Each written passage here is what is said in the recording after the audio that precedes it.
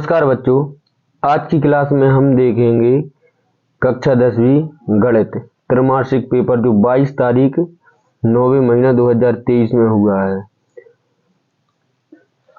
इसका सॉल्यूशन देखेंगे हम। आप लोगों ने कैसा कैसा किया है, क्या गलत है क्या सही है, आप लोग उसका खुद ही निरीक्षण कर सकें कि हमने सही किया है या फिर गलत। जो कि सेट नंबर क्या है, अपना सेट बी है, जो 23-24 का सत्र है, क्लास क्या है 10th है।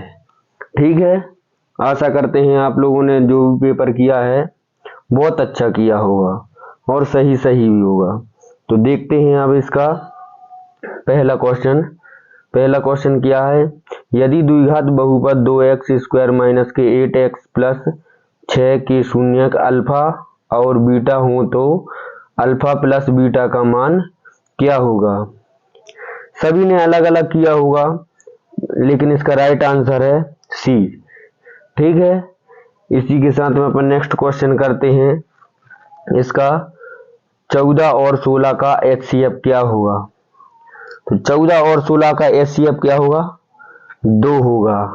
ठीक है, इसका नेक्स्ट क्वेश्चन देखते हैं। यदि द्विघात समीकरण ax² plus bx plus c बराबर 0 के मूल समान हो तो समीकरण के विविधकर का मान होगा। तो बच्चों इसका क्या होगा, सी होगा, ए होगा, मतलब 0 होगा। ठीक है, यदि a1/a2 बराबर b1/b2 बराबर नहीं है c1/c2 तो रैखिक समीकरण युग्म ax² plus a1x plus b1y plus c1 बराबर 0 तथा a2x plus b2y plus c2 बराबर 0।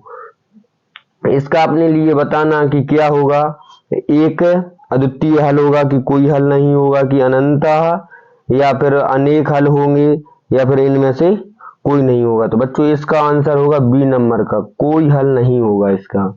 ठीक है, इसके बाद में इसका देखते हैं नेक्स्ट क्वेश्चन क्या है इसका। किसी त्रिभुज ABC में DE समांतर AB तथा CD बराबर 3 सेंटीमीटर, EC बराबर 4 सेंटीमीटर, BE बराबर 6 सेंटीमीटर। तो इसका DA का मान निकालना है इसके। ठीक है, DA का मान होगा इसका C होगा, 4.5 सेंटीमीटर। ठीक है, इसके बाद में देखते हैं नेक्स्ट क्वेश्चन क्या है कि AP 13,10,7 ऐसे गया है। इसका निकालना है 30वां पद होगा। तो इसका बच्चों 30वां पद क्या होगा, सभी ने अलग अलग किए होंगे, लेकिन इसका 30वां पद होगा -74। ठीक है, आशा करते हैं सभी के सही निकले होंगे जिसने भी ये क्वेश्चन किए हैं। इसके अगले क्वेश्चन देखते हैं। रिक्त स्थानों की पूर्ति कीजिए। ठीक है, तो इसका देखते हैं रिक्त स्थानों की पूर्ति कीजिए में पहला क्वेश्चन क्या है। द्विघात बहुपद में शून्यकों की घात बहुपद में शून्यकों की अधिकतम संख्या होगी। क्योंकि द्विघात बहुपद की बोला है तो इसमें कितनी होगी, 2 होगी। अब इसका नेक्स्ट क्वेश्चन देखेंगे अपन।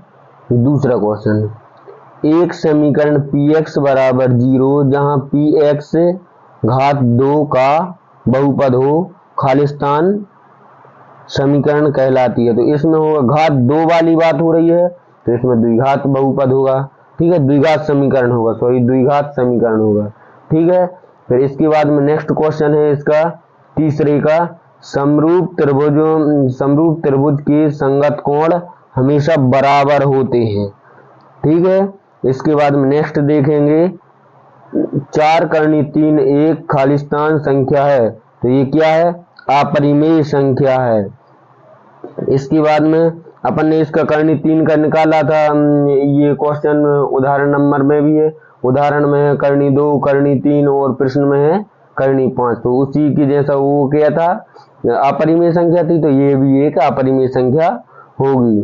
ठीक है, इसके बाद में नेक्स्ट क्वेश्चन है इसका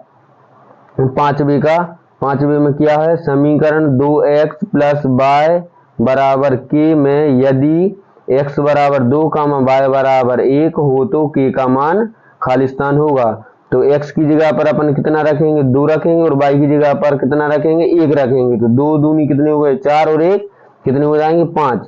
तो k बराबर कितने हो जाएंगे, 5 हो जाएंगे।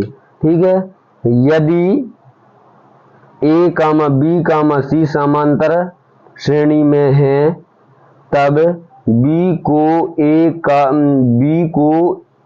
a और c का खालिस्तान कहते हैं। तो क्या कहेंगे, समांतर माध्य कहेंगे। ठीक है, आप लोगों के लिए शायद आ गया होगा समझ में। तो देखते हैं इसका नेक्स्ट। तो सत्ता सत्य में क्या है, सत्ता सत्य में ax प्लस b बराबर 0 एक द्विघात समीकरण है।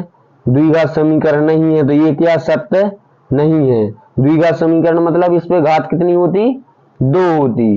द्विघात समीकरण मतलब इस पे घात कितनी होती, 2 होती इस पर। इसके बाद में ये एक परिमेय संख्या 1/2 एक परिमेय संख्या कर्णी 2 है, परिमेय कभी नहीं होगी। ये कैसी होती है, अपरिमेय संख्या होती है।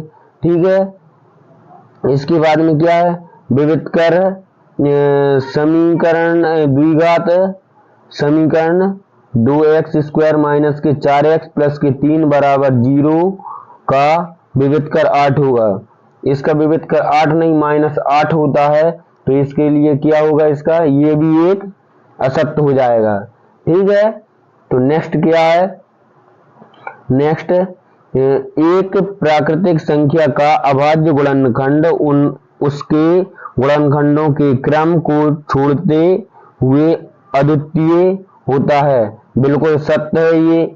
ठीक है, इसके बाद में यदि एक त्रिभुज के दो कोण एक अन्य त्रिभुज के क्रमशः दो कोणों के बराबर हो तो त्रिभुज कैसे समरूप होता है, बिल्कुल समरूप होता है। इसके बाद में नेक्स्ट क्या है, एक बहुपद px के शून्यक उनके बिंदुओं के x निर्देशांक होते हैं जहां y बराबर क्या px का ग्राफीय x अक्ष को प्रतिच्छेद करता है, x अक्ष को प्रतिच्छेद करता है। तो बिल्कुल करेगा, यह भी कैसा है, सत्य है। आप लोगों ने देखा इसका, अपन ने क्या देखी इसकी अभी सत्य सत्य देखी। अब देखेंगे अपन क्या इसके सही जोड़ियां। ठीक है, तो सही जोड़ियों में क्या हो जाएगा, सभी वर्ग होते हैं, सभी वर्ग होते हैं। तो सभी वर्ग क्या होते हैं, समान तो हो नहीं सकते हैं क्योंकि कोई सा वर्ग छोटा कोई सा बड़ा होता है, लेकिन समरूप जरूर होते हैं। तो क्या हो जाएगा, पहला हो जाएगा। ये क्या हो जाएगा, पहला हो जाएगा। इसके बाद समांतर श्रेणी का nवां पद ज्ञात करने के लिए ये फॉर्मूला होता है, n बराबर a plus n-1 into D होता है। ये बहुत अच्छे से याद होगा। अंतर करेंगे माइनस में, ये दो गुणा में तो भाग में आ जाएगा। तो इसके ये वाला आ जाएगा फिर कितने, -3/2। तो ये कौन सी हो गई, तीसरी हो गई अपनी। ठीक है, इसके बाद में बताना है अपने लिए इसके द्विघात समीकरण x² - 1 बराबर 0 के मूल बताना है अपने लिए। तो बिल्कुल ये भी बिल्कुल सिंपल है। तो ये उस साइड जाएगा तो प्लस का हो जाएगा, इसका वर्ग हटेगा, इस पे करनी लग जाएगी। ठीक है, तो इसके लिए फिर करनी लग जाएगी। तो इसके मूल क्या हो जाएंगे, एक की अपन कितनी घात कर दो, एक ही रहता है। तो इसकी एक बार प्लस में हो जाएगा और एक बार माइनस में हो जाएगा इसका। तो ये कौन सा हो गया अपना, चौथा हो गया। इसके बाद में रैखिक बहुपद की घात हमने बहुत अच्छे से पढ़ी होगी, 1 होती है। तो ये कौन सा हो गया, 5वां हो गया। फिर 81 और 27 का एलसीएम क्या होगा, ये होगा 81 होगा। तो ये कौन सा हो गया, 6वें नंबर का हो गया। आशा करते हैं आप लोगों की सही जोड़ियां भी सही निकली होंगी जिन जिन बच्चों ने किया है पेपर। तो इसके बाद में नेक्स्ट क्वेश्चन देखते हैं, एक शब्द में उत्तर। एक शब्द में उत्तर, क्योंकि वीडियो थोड़ी सी बड़ी हो जाएगी इसलिए अपन फटाफट डायरेक्ट ही लिखे देते हैं। इसके एक शब्द के उत्तर क्या क्या होंगे वो बता दे रहे अपन। तो इसके होंगे, इसका आंसर लिख देते हैं। तो क्या हो जाएगा, 5 गुणित 7 गुणित 11 गुणित 13। इसका फाइनल आंसर कितना होगा, ये होगा। ठीक है, इसके बाद में रैखिक समीकरण y बराबर mx प्लस 3 में यदि x बराबर -2 और y बराबर कितने 5 हो तो m का क्या मान होगा। तो इसके लिए सॉल्व करोगे जब, तो इसका m बराबर कितना निकलेगा, m बराबर आएगा -1 आएगा। ठीक है, तो इसको जब सॉल्व करोगे ये तब आएगा।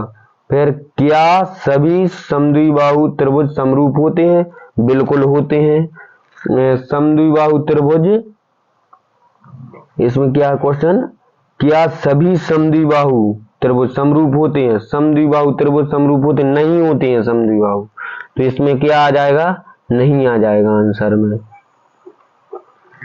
इसके बाद में इसका क्या योग पूछ रहे हैं, इसको सॉल्व करना पड़ेगा। चूंकि वीडियो बड़ी हो रही इसलिए अपन फटाक से आंसर लिखेंगे। इसका द्विघात बहुपद x² प्लस 7x प्लस 10 का योग, शून्यकों का योग निकालना है। तो योग मतलब कि अल्फा प्लस बीटा का मान निकालना है।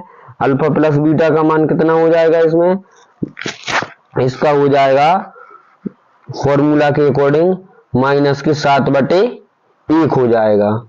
ठीक है, तो माइनस के इसमें 7, 1 की अपनी जरूरत नहीं है इसलिए 1 लिखेंगे नहीं। ठीक है, तो इसके बाद में इसका नेक्स्ट क्वेश्चन देखेंगे। तो अपन AP 5,7,9 डैश डैश डैश 41 में कितने पद होंगे, अपने लिए ये बताना पदों की संख्या इसमें कितनी है। ठीक है, तो इसमें पदों की संख्या है, फॉर्मूला से सॉल्व करेंगे तो इसमें कितनी आ जाएगी, 85 आ जाएगी। ठीक है, नेक्स्ट में क्या है, नेक्स्ट में इसमें क्या, यदि किसी द्विघात समीकरण के विविधकर का मान धनात्मक हो तो उसके समीकरण के मूलों की प्रकृति बताना है अपनी किस प्रकार होगी। ठीक है, तो इसकी प्रकृति किस प्रकार होगी वो बताना है। तो इसकी प्रकृति होगी